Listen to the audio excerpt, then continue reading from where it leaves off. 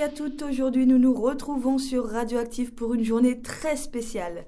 Nous sommes actuellement au 22e étage de la tour de Radio France pour une rencontre exceptionnelle entre les jeunes de Radioactif venus des 4 coins de la France. Radioactif.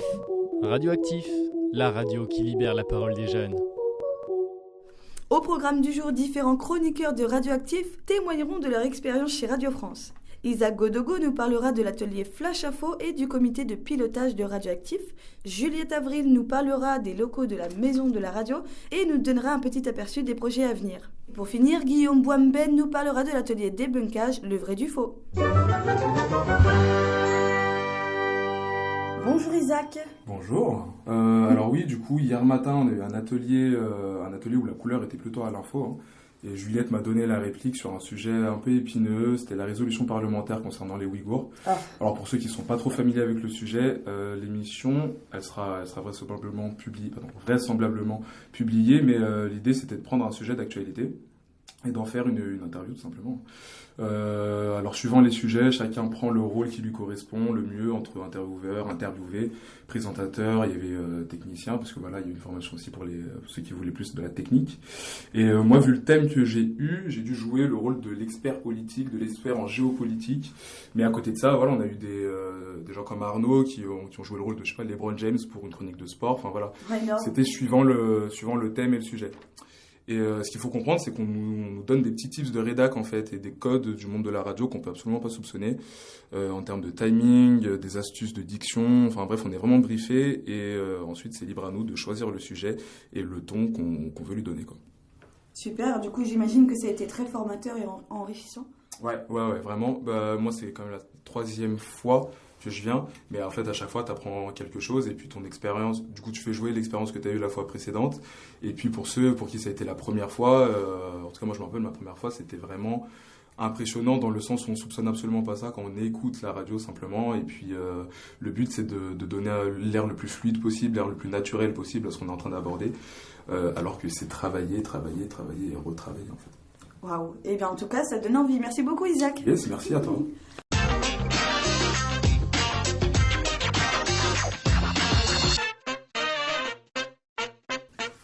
Bonjour Juliette. Bonjour. Alors, après ce premier atelier dans la matinée, ça s'est conclu avec une petite visite. On est allé voir une hôte à l'accueil et tout d'abord, elle nous a présenté l'aspect un peu historique, technique et puis artistique du lieu. Et on a fait tout ça face à une maquette qui était vitrée et on a eu des explications donc, face à cette maquette. Et pour la petite anecdote, la première pierre se trouvait juste à côté de la maquette dans ce même hall. Elle a été donc posée, de ce qu'on nous a dit, en 1954. Enfin, elle devait initialement être posée, finalement, pour des raisons politiques, sous René Coty. Elle n'a pas été posée, elle a été retirée, et puis voilà, elle est posée désormais dans le hall. Ensuite, elle est grave posée. C'était une grosse pierre. Oui, c'est pas juste un petit caillou dans ton jardin. Non, c'est un gros truc, ouais. Ensuite, après, on s'est rendu au studio 104, donc c'est aussi surnommé la salle de toutes les musiques. Et c'est un lieu historique et mythique d'un point de vue musical, évidemment, mais aussi d'un point de vue événementiel, puisque cette salle, c'est pas que un studio, c'est plutôt du coup une salle avec 856 places. Cette salle s'adapte à tous les styles de musique, donc que ce soit du jazz, de la pop, du classique, électro, rock, enfin bref, vraiment tout. Il y a des grands noms qui y sont passés. Ouais, il y a du monde. C'est gratuit des fois, il n'y a pas des concerts gratuits c'est avant-hier, il y avait un concert du coup pendant 3 jours, c'est ce qu'elle nous a dit, il me semble, c'était 3 jours de concert. Voilà, donc le tout dans un style assez avant-gardiste donc pour l'époque, mais du coup qui fait un effet rétro pour nous maintenant. Et après ça, on est parti visiter l'auditorium. Donc là, c'est une énorme arène de bois monumentale qui est complètement dédiée, pareil, à la musique. Anciennement, c'était le studio 102 et le studio 103. Et donc, cet auditorium, il peut contenir 1461 places. C'est incroyable, c'est vraiment énorme. Ouais, c'est très impressionnant. On balancera des photos sur nos réseaux respectifs, si vous voulez voir. Yes. On a pris ça, et tout ça sur 3 étages, avec des balcons. Donc, faut pas non plus avoir trop le vertige. Et on a aussi la chance après de parcourir les loges et de faire le chemin des artistes. Voilà. Wow. Donc du coup, ça a conclu sur une petite note sympa la visite et ça nous a permis d'avoir un petit aperçu des lieux. Bon, étant donné qu'on n'a pas eu trop le temps de faire autre chose, mais c'était vraiment sympa de pouvoir visiter au moins ces 3 lieux, quoi. Donc Juliette, on pourrait dire que tu es conquise par Radio France. Je suis tout à fait sous le charme de Radio France.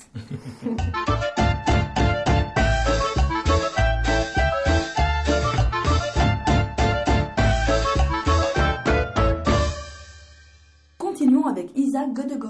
Yes, et je vais vous parler du COPIL. Donc dans l'idée, le COPIL, c'est un comité de pilotage en règle générale.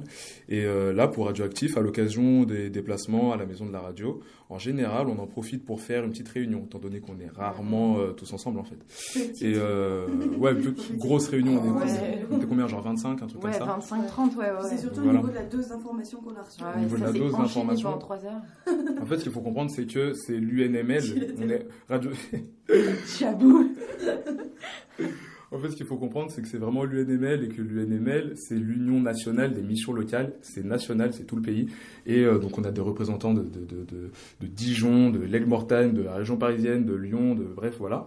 Et donc, le but, c'est de discuter des différents enjeux qu'on a localement et ensuite nationalement, de tout mettre en commun, de voir un peu nos méthodes de travail. On a parlé du site de Radioactif, des logos, des 40 ans d'émissions locales.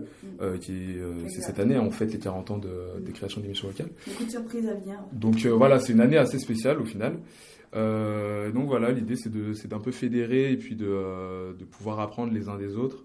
Donc on a des représentants, Cécile Creuse qui est voilà, la tête de Radioactif, on a la tête de l'UNML, etc. Donc on peut vraiment faire un relais direct avec ceux qui peuvent prendre des décisions pour nous et puis qui sont de toute manière à l'écoute puisque c'est du pour nous, par nous, comme on dit, c'est par les jeunes, pour les jeunes.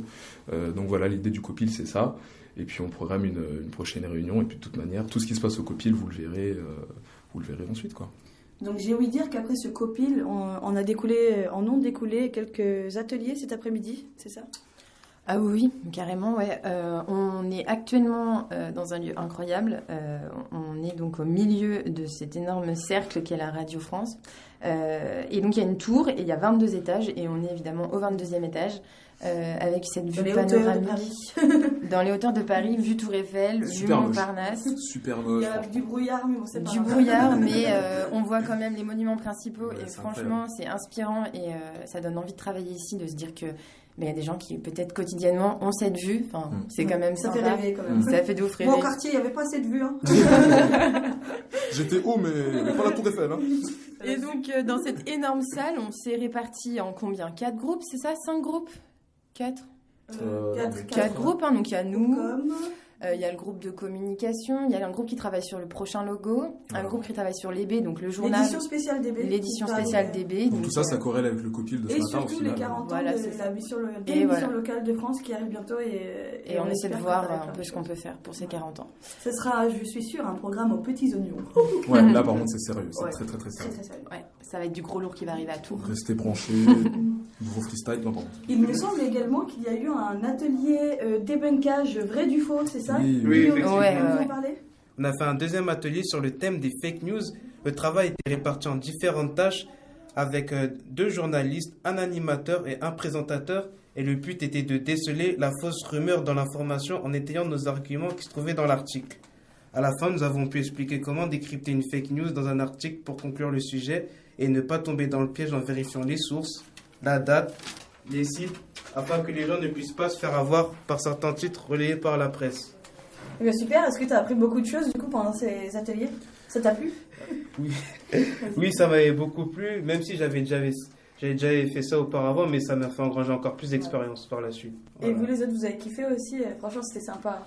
Ouais, j'ai bien aimé. Enfin, je trouvais que c'était peut-être un peu trop guidé à mon goût. Tu vois, j'aurais aimé devoir faire plus de recherches. Mais c'était Par un peu moi-même. pré-mâché. Ouais, voilà, c'était un peu prémâché. Mais c'était top et je trouve pour quelqu'un qui a peut-être jamais abordé ce sujet, enfin, c'est un truc vraiment indispensable maintenant avec. Je pense que c'était Oui, surtout faut- pour la limite de temps que c'était Et puis il prémâché. faut pas oublier que c'est par exemple pour la technicienne qui nous a aiguillés sur les émissions, c'est du bénévolat, c'est-à-dire qu'elle prend du temps, Ouais, elle prend du Merci temps sur la sa brigade, journée. ouais. Voilà, merci la brigade parce qu'elle fait franchement. partie de la brigade de Radio France, c'est-à-dire qu'eux ils interviennent quand il y a un petit trou, quelqu'un est absent, etc. C'est eux qui C'est les pompiers de qui Radio viennent. France. C'est les Big up pompiers. de Diana de la brigade. Ouais, Franchement, ouais, ouais. elle était excellente. Ouais. Merci à tous d'être avec nous aujourd'hui. Nous tenons particulièrement à remercier Cécile Creuse, Claire Zalamanski, l'Union nationale des missions locales et bien sûr Radio France, sans qui ce séjour n'aurait pas été possible. On va mettre des applaudissements à la Oui, fin. voilà.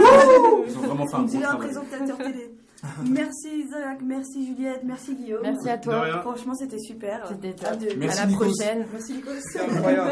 Incroyable. On vous retrouve très bientôt. C'était Dorian de Radioactif. Bonne journée à tous.